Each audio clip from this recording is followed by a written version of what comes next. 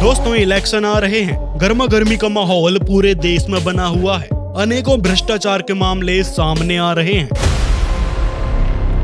बात यहाँ किसी एक इंसिडेंट की नहीं है, बल्कि ढेर सारे ऐसे इंसिडेंट्स की है जो एक के बाद एक होए जा रहे हैं पिछले कुछ महीनों से, पिछले कुछ सालों से। तो राजनीति इतनी घटिया चीज होती है कि राज यानी पद या कुर्सी को सुरक्षित रखने के लिए राजनेता न जाने कितने घटिया स्तर पर उतर जाते हैं, न जाने कितने जुल्म और घटिया कर्म करने को भी तैयार रहते हैं। इनकी बुद्धि इतनी मलिन हो जाती है कि अच्छे बुरे का भी विचार नहीं करते। आप आज वर्तमान में आप देख रहे हो कि आग लाग रही है। किसी अफसर का सतर आना, किसी राजनेता का सतर आनी, केवल माया माया दिखाई दे, गरीब की कोई पूछता नहीं। पैसे वाले वही बकवादा में बढ़ रहे हैं। चंद व्यक्ति हैं, 1% लोग 99% को पीस रहे। तो हमारा इस राजनीति से कोई लिंक नहीं होना चाहिए यदि मोक्ष चाहते हो। अब दोस्तों, मोक्ष हम स्वर्ग को मान बैठे हैं, लेकिन वहाँ पर भी राजनीति चलती है। जी हाँ, यह राजनीति केवल इसी लोक में नहीं बल्कि देवता भी ऐसा ही करते हैं। पहले के समय में ऋषि महर्षि तप किया करते थे, यज्ञ अनुष्ठान भी करते थे। दूसरी तरफ इंद्रलोक से देवताओं का राजा इंद्र ऊपर से देखते रहता है कि कोई मेरी इस गद्दी को पाने योग्य तपस्या या धार्मिक अनुष्ठान तो नहीं कर रहा। अगर कोई कर रहा होता है तो उसे किसी न किसी तरीके से खंडित करवाने के लिए भरपूर कोशिश करता है। यहाँ तक कि उसके स्वर्ग में जो अप्सराएं होती है उसको तक भेज देता है तपस्या भंग करवाने के लिए।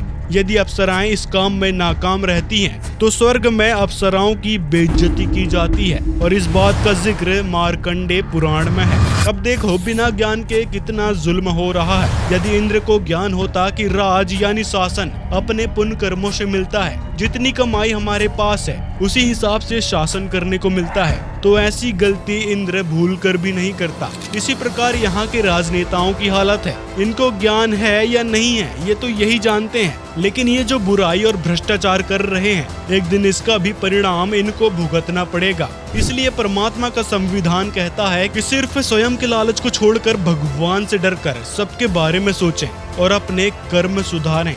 और जो लोग इन राजनेताओं से आस लगाए बैठे हैं कि ये लोग हमारे लिए कुछ तो करेंगे, तो सुनिए उसके बारे में क्या कह रहे हैं संत रामपाल जी। उसका उद्देश्य ये है कि इन राजनेताओं से हटकर तुम भगवान की तरफ चलो एक बार। और ये फिर क्योंकि न जन्म में 100 झूठ बोलने पड़े हैं, क्योंकि 10 आदमी का काम नहीं कर सकता मुख्यमंत्री एक साल में ढंग से। और ये MLA वगैरह तक कर ही क्या सकते हैं। बस ये गणत थाने में जो अपने मत के होते हैं ना, उनकी सिफारिश कर देंगे, दूसरों के साथ अन्याय करवा देंगे। इतना ये कर सकते हैं, इससे अधिक इनका बहुत नहीं। कहने का भाव यह कि ये भी जरूरी है, आवश्यक है ये अपना व्यवस्था बनाए रखने के लिए। और आप जी इनके पाछा हंडे जाओ, हो ये लुक फिर जाओ ना, ये कुछ कर सकते ना विकास कर पाते, तो इनका पीछा छोड़कर मालिक की तरफ चलो। दोस्तों, शासन करने की चाह आज से नहीं सदियों से चली आ रही है। राज प्राप्त करने के चक्कर में अनगिनत पाप इकट्ठे करते हैं और अंत में बहुत बुरी दुर्गति होती है। और यदि यहाँ सुख से जी भी लिया तो जो पाप किए हैं उसको भोगने के लिए नर्क तो जाना ही पड़ेगा। और फिर 84 लाख प्रकार के प्राणियों के शरीर में इस पृथ्वी लोक में आके उन पापों को भोगना पड़ेगा। और ये बात हम नहीं, गरुड़ पुराण कह रही है और परमात्मा के संविधान में भी यही लिखा है। और यहाँ के राजाओं की क्या स्थिति है, हम कथा इतिहास पढ़ा करते हैं। मोहम्मद गौरी ने इतनी बार चढ़ाई करी, 16 बार चढ़ाई करी, फिर विजयी हुआ। विजयी के कला तोड़ दिया, इतने आदमी मरवा दिए और 5-7 वर्ष राज्य करा, फिर मृत्यु को प्राप्त हो गया। गधा अपने अंडा हुई। क्या था मोहम्मद गौरी? तो हम इन बकवादों को याद करके उन इतिहासों को अब दोहराएंगे। अब कोई राजा है, मंत्री है, मुख्यमंत्री है, 10-5 वर्ष मुख्यमंत्री रह भी गया तो के कला टूट गया, कल न कुत्ता बनकर सैर सपट्टे यही करता फिरेगा। तो हमने इस बीमारी को याद रखना है या लगन नहीं देनी अपने, यो रोग से दीर्घ।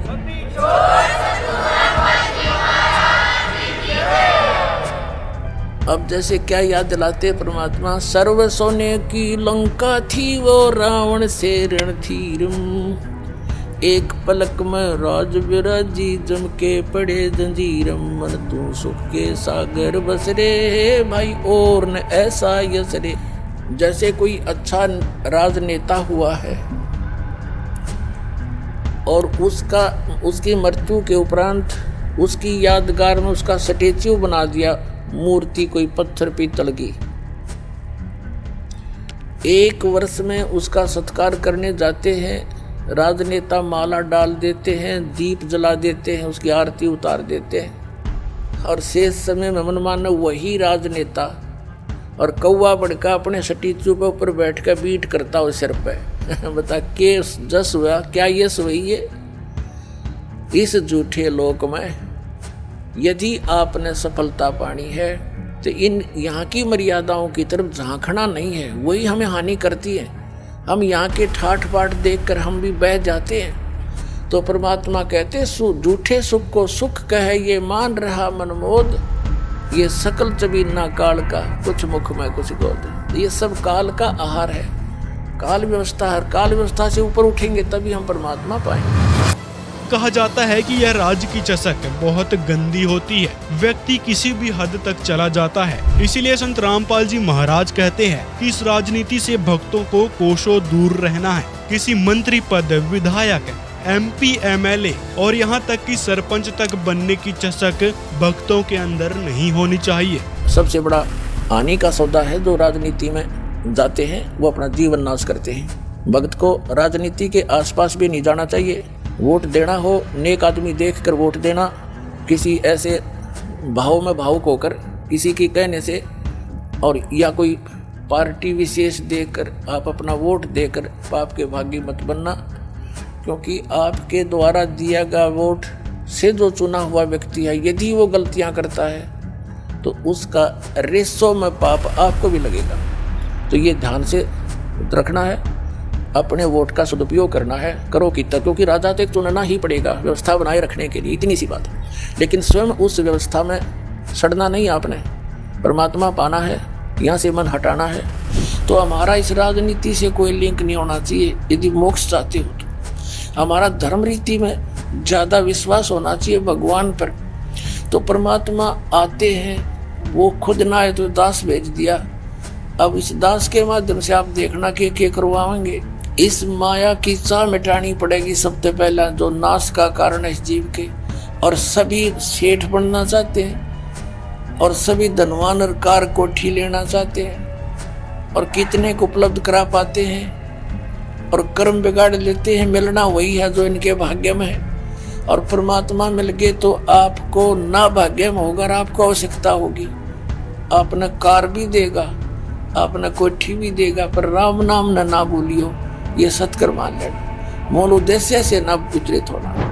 अब दोस्तों अंत में हम यही कहना चाहेंगे कि संत रामपाल जी के द्वारा बताए परमात्मा के इस विधान को याद रखना है। क्योंकि आपके द्वारा दिया गया वोट से जो चुना हुआ व्यक्ति है, यदि वो गलतियां करता है तो उसका रेसों में पाप आपको भी लगेगा। दोस्तों अगर वीडियो पसंद आया हो तो लाइक जरूर करें और साथ में चैनल को भी सब्सक्राइब कर लें और कमेंट में अपनी राय जरूर बताएं और वीडियो को ज्यादा से ज्यादा लोगों तक शेयर करें ताकि भक्त समाज जागरूक हो सके और अपने दुखों से छुटकारा पा सके।